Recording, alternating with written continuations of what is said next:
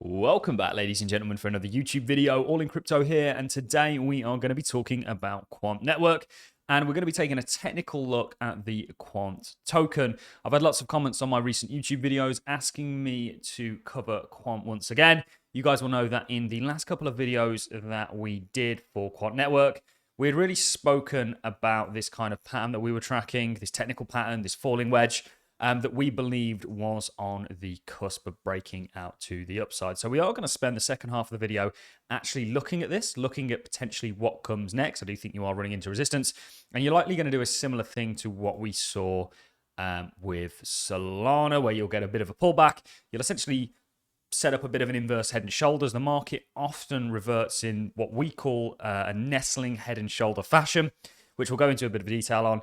We'll look at some key levels and look at, potentially the path ahead for Quant. But this has now broken out, in our opinion, and we do expect a new uptrend to ensue from this recent downtrend. And I actually want to take a bit of a zoomed out look. You guys know that we've been buying crypto since the start of the year. We avoided the majority of the 2022 bear market.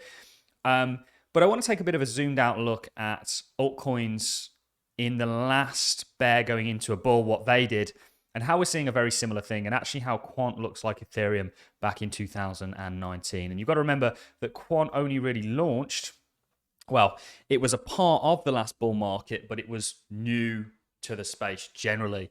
And if we compare that to coins that we saw go through a similar thing in the last bull market, or the 2017 bull market, and then what they did in the 2020, 2021 bull market, Quant is essentially setting up to do a similar thing. So I want to spend a bit of time there. What I want to do, though, to kick the video off is just recap on why it is we like Quant so much. And that's because it is genuinely useful. We're going to start things off with a clip of Citibank actually talking about what their institutional clients want out of this space, how they want to interact with it. And in that lies the reason we are such big fans of Quant Network, because it essentially, in our opinion, is the gateway into the crypto space for small to medium enterprises and institutions. And Gilbert Verdrian is the perfect man for the job, and Quant Network is a fit for purpose, exceptionally useful and revolutionary tool that is going to very much act as the gateway into the crypto space. And we see a lot of value in that, and we know, of course, the Quant token is needed to partake in the Overledger system, which we're going to be also diving into. So let's start the video off with a clip of Citibank talking about what their institutional clients want in regards to this space.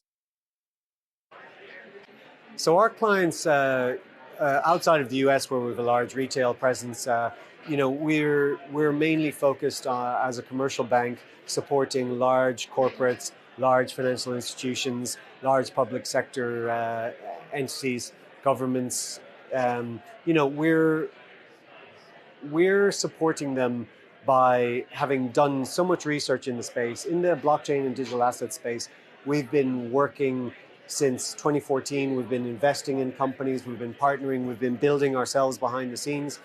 So essentially our customers, they don't want to navigate and have to build new systems to handle, to hold, send and receive digital assets on the large part. So a lot of our focus is looking at how can we take the technology, use it in the background ourselves to improve the services we give to our customers, and take away the burden, abstract the complexity, and just take the good stuff, bring it to our clients, and we'll handle the difficult stuff in the background to a large extent. That's how we're trying to navigate the space.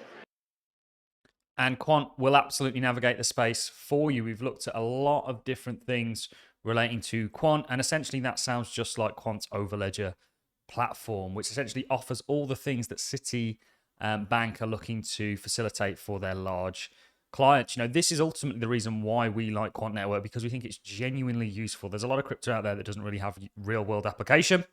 However, Quant Network does. It's not a blockchain. It's not a distributed ledger. It is essentially a system that will allow people into the crypto space in a secure, controllable, and auditable manner. It eliminates things like bridges. It allows you to not just harness one crypto, but many. It really is an amazing project. There's nothing short. There's no other word for it, really. It really is groundbreaking. It really is something new. It's something efficient. It's something that we think is going to see a lot of usage because of the problems that it solves, like some of the ones that the City individual was just talking about. Lots of people are asking, well, okay, why would City use Quant? This was an interesting tweet just to sort of throw into the mix. The reason Quant is mentioning JP Morgan and Citi, we all know what they use in their fully permissionless digital asset infra that has been in the build for years. Seldom seen them posting anything random on their LinkedIn. So, of course, you can see here it goes on to mention the Financial Times and another side of how blockchain is being more widely adopted. In traditional banking, both Citi and JP Morgan have announced blockchain projects. In recent weeks, Citi is testing a blockchain project that will allow its institutional and corporate customers to turn cash into digital tokens, making it easier to move money at time when traditional financial markets are closed. For now, Citi's tokens can only be transferred internally, but the bank is working with regulators and others in the financial industry to create architecture that will allow the tokens to be moved between banks and other institutions.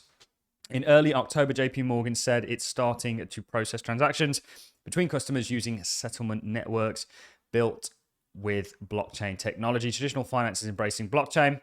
It takes time because these institutions are complex and highly regulated, but it's happening and we're here to make simple, trusted, and future-proof.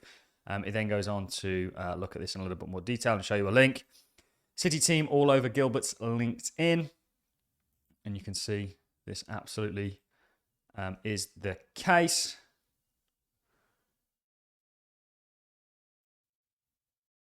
So there is a connection there. You have more over here.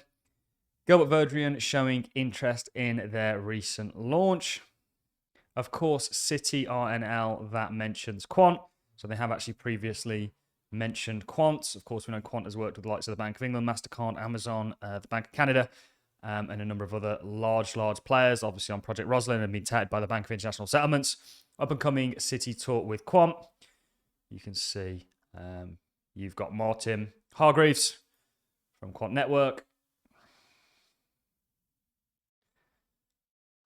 And then you've got, it goes way back because it takes years to build Quant involving him. You can see here, Citi and Quant. Citi is tokenizing deposits, something Quant did for them in IBN and LACChain. Quant is king. I do think, there's a real rift between the Chainlink and Quant community. I don't think that needs to be there. I see uses for both of these. I think they're both going to do exceptionally well. And they actually can complement one another, but people like to argue and be tribalistic. Quant Network is nothing short of, in my opinion, a very, very impressive project that's going to do very well and has its feet well and truly under the table. Let's take a look at Quant from a technical point of view. This is something that we've been highlighting, I think, perhaps in our last 3 videos. A structure, a falling wedge that we thought was quite likely to play out. And we've compared this with other falling wedges, looking at the DNA of them and showing that Quant actually has the similar DNA to others. And we have been accumulating, we'll be totally transparent, Quant, ultimately in the expectation of a breakout. And we looked at the fact that typically within falling wedges, within most technical patterns, head and shoulders is a 3-wave or a 3-impulsive kind of pattern. Left shoulder, head, right shoulder. Falling wedges often play out in a 3-wave sort of structure. If you look at Elliott wave theory and you look at the kind of theory behind that, it's something that we see play out in the markets time and time again. And if we look at Quant since we released this, quite literally only a couple of days ago, guys, and we've been tracking it even further back, you can see that it is doing rather well. In fact, what was the price when we $88? Today it's back at 100. So that is a roughly 12, 13, 14% gain. And we think it's only just getting started. We actually compared it to Solana, which was one of the other falling wedges that we gave. You can go and track all that on my Twitter. And you can see actually a similar thing could be about to take place because Quant is running into, and it may not be the case, a real level of resistance. So what we're going to do is we're going to drop down the timeframes. It's quite likely perhaps that you are going to run into a little bit of resistance here. this would pretty much where you are now be an area where I would expect resistance. And it's quite likely that you end up doing a somewhat similar thing to what we saw with Solana recently, where it might want to take a bit of a break and then look for that upside continuation. You know, the target for this is essentially taking it back to where it was on the initial rally. And actually, this very much reminds me of what Ethereum did back in 2019, you know. So it's very interesting for us that the altcoin market is setting up very similarly to what it did in the last, downtrend into an uptrend. You can see we've got Ethereum here, we've got Bitcoin. You know, Ethereum essentially had an initial pump, retraced, and then got going again, of course, into the March 2020 events. And we think if that didn't happen, actually, crypto would have, really seen that continuation to the upside. However, it did. But we think you're essentially in the period just before that. We don't think you're going to get the March 2020 crash. We think that comes later on, but we do think it's going to happen in regards to there'll be another catalyst that the yield curve is predicting. But you could have a full bull market in time or up until that. It's very interesting that Quant's setting up similarly to Ethereum. You know, this is essentially your first wave. This is your second wave, and you're now looking for that biggest and largest wave. And I'm exceptionally excited to see how Quant performs, and it may be on the cusp of really seeing some momentous upside. You know, it's broken out of this pattern. This is giving us an inkling that it's going in the right direction. Also, it's setting up very similarly to how Ethereum did back in 2019. Initial pump out of the downtrend, retrace a lot of it, only for the next real big leg to start. Of course, we're kind of ignoring and barring March 2020, which was a sort of anomaly and an event that wasn't really that predictable, although I'm sure some will claim that they did predict it. So Quant Network, we think, is now broken out. We have been tracking this structure, and we do think it's very likely to lead to upside. And we will keep you up to date with it, just like it did with Solana. You know, you could go, Quant could potentially be heading back towards the $200 mark. That's a brave call, but we'll see. We do have technical pattern that suggests that. We also have a broader market context. If you want to find out more about why we've been bullish since the start of the year and very right on the markets, please do consider becoming a subscriber, or take it one step further and becoming a Patreon, and staying up to date with our content where we cover the broader markets on a daily basis. So that's really all we've got for you. Very interesting that Quant's kind of setting up. You know, I would say that realistically, you are now looking at potentially running into a bit of pressure here, maybe having a bit of a pullback, only to set up for more continuation. But we do now think that Quant has broken out, and we'll see where it leads to. On that note, guys, I'm going to love and leave you. If you've enjoyed the content, like us, appreciate it as a comment. Let me know your thoughts, comments, and concerns about Quant Network. And with that, I will see you in the next YouTube video. Thanks for watching. Catch you in the next one.